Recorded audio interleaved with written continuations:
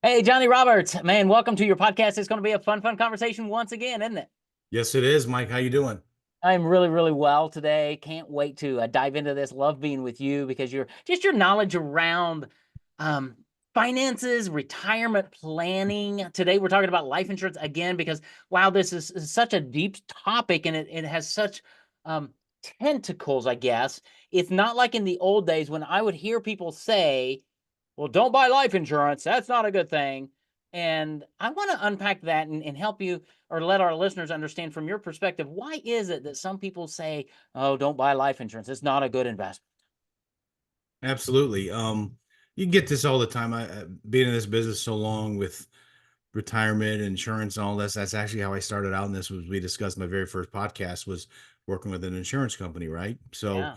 you'd run into people that would say, "Yeah, my grandpa said, or my dad said, or whatever. Don't buy life insurance. They always use it's not a good investment." Well, Yeah.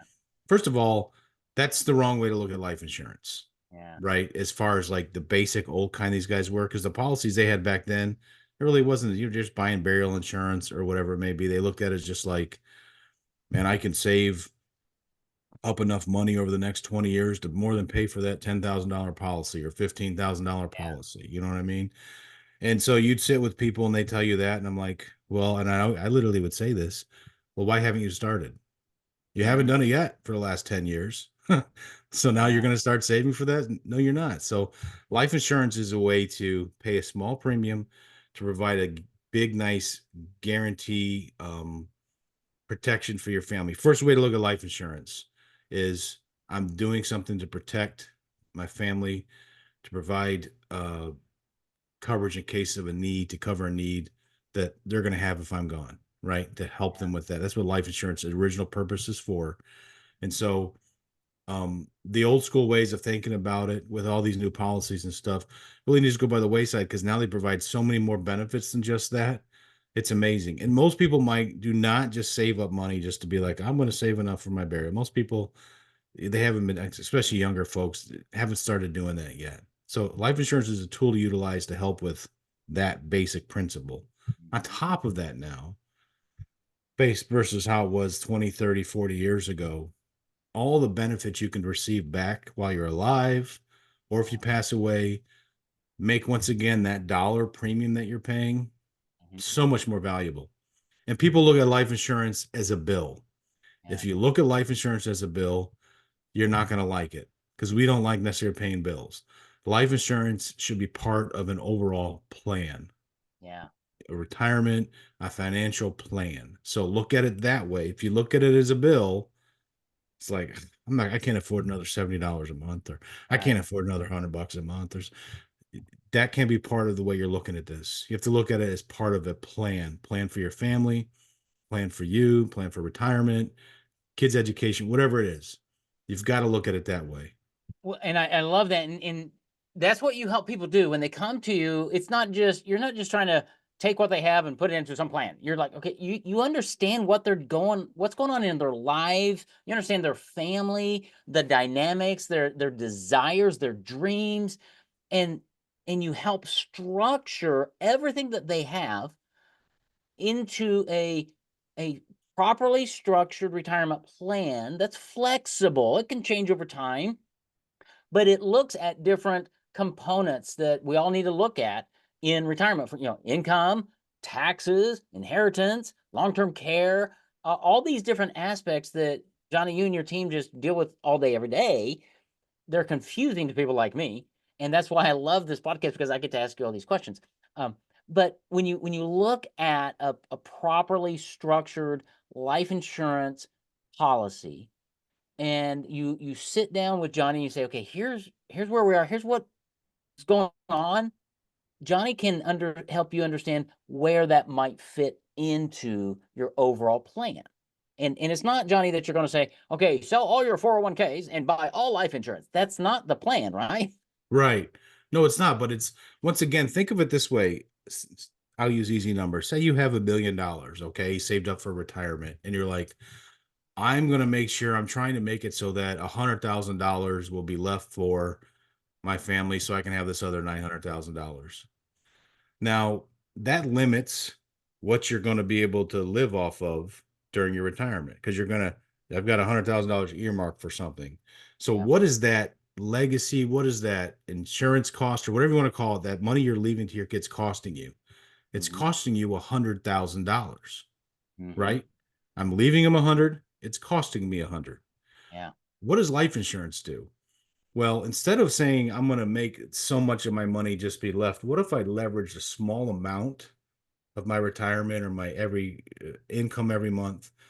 So to make it to where now they're going to get not out of my money I need to live off of, but I've created another pot of money now by paying small premiums, relatively small, every single year Yeah. that they're going to get this. What else is that going to do?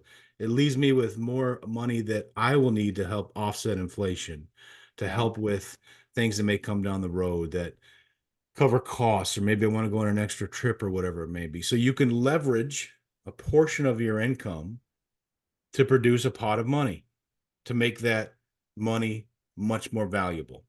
Right. So if you look at it that way, once again, dollar for dollar, how can I make these dollars worth more than what they are? Well, Right. life insurance is a way to do that and Yeah. finding that goal. What else is that doing? Like we talked about last week, Mike. Man, if I need a chronic illness help, what's that Yeah. going to cost me if I just use my retirement money? Yeah. Dollar for dollar. But once again, with the life insurance plans, it's not dollar for dollar. It's a small premium creating a big pot of money that I can utilize for that. You may say, I really don't need life insurance. I got a ton of money. We're going to live on. Okay. But now you can create even more money. So that money doesn't have to be touched over here. If you do need help with care or something like that, I've created another pot of money by using small portions of it to do something with. Here's the thing people think about, man, I'll spend so much over the course of the next 30 years on that insurance. It ain't worth it. If you actually run these numbers a lot of times, you know why insurance companies actually, here's a secret, how they make money. It's Yeah. not because people keep their policies and they're like paying way more. It's because people cancel their policies. Insurance Mm. companies make money like that. I'll keep it for 20 years. And it's like, well, the insurance company's got all those premiums. Now they're off the hook. If you keep your policy Yeah. and you're older, your family is going Yeah. to generally come out ahead 95% of the time. Absolutely. It's just, that's a fact. I mean, if you run the numbers, it really is true. And so that's a way to make sure you're creating an extra pot of money, like I said, to make your dollars more valuable than they are. Yeah. It's really interesting, Johnny, because we're sitting in a situation in our family that my wife's mom is sitting on about $2.5 million. All right. Her dad passed away a couple 3 years ago, but unfortunately, a lot of that money is in taxable accounts, and she's going to be okay for the rest of her life. But when she dies and the money goes to my wife and her brother, Uncle Sam's going to get a lot of that. And then when the rest of it comes to us and my wife's brother, there's probably more taxes there and more other things because of different rules and regulations. Versus if she would take some of that money now and invest it in life insurance policies, then the distributions would be tax free. We and our children would be much better off down the road. But it's a matter of having a properly structured plan and knowing what do you want to do. And that's just a situation we're living in right now. And we want her to live a life and spend as much money as she wants. We're just looking and say, wow, if you would have done it a little differently, you would be provided for, and your now great grandchild would be provided for as well. So there's just that's why I really like insurance as part of a properly structured retirement plan. And I think that's one thing, Johnny, I really want to reemphasize here that you're different than many, many, many just financial advisors out there who try to help you get to retirement. When you are 5 years to that retirement age, you really need to start thinking differently about all the monies and distributions and life and all of this. Is that fair to say? Oh, absolutely. Because along those general, like you just said about, was it your mother-in-law, right? That's Yeah, going through that situation. A lot of people are in that thing. Once again, use that example. I'm going to leave money to my family. There's companies where you can do things like single premiums. Okay, let's take this money you want to leave to your kids and let's put it all into one life as a single premium. Just put it in there. Well, now that money's going to grow with interest and all that kind of stuff and everything. But guess what? If you need to tap into it for cash value, the money you take out of that is tax free. Yeah. You can draw policy loans against it, whatever it may be. So you still have access to some of those funds for yourself. The whole death benefit's tax free. So you have turned money into a phenomenal tax free benefit for so many different avenues now. So, like you said, if I've got a lot of money and I'm going to leave it to somebody anyway, I'm going to do something with it anyway. You can begin to look at utilizing life insurance as once again another tool to add to your overall Mhm. plan and portfolio. So Yeah. there's a toolbox people have. A I lot of like it. people just got their 401k hammer in there and that's it. And they just hammer away on their 401k and that's their retirement plan.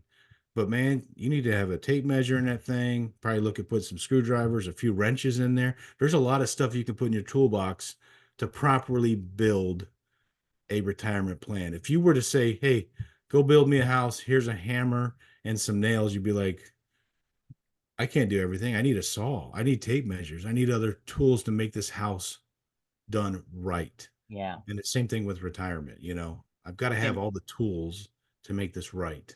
and oh, Johnny. I live in a new community that houses are being built. So what you just said is just resonating because I walk around my neighborhood and I see these houses going up, and you can have all the right tools. But you know what, Johnny? If those construction workers, if they don't have a blueprint, a design to work from, to know where to put things, I'd hate to see what they're going to build.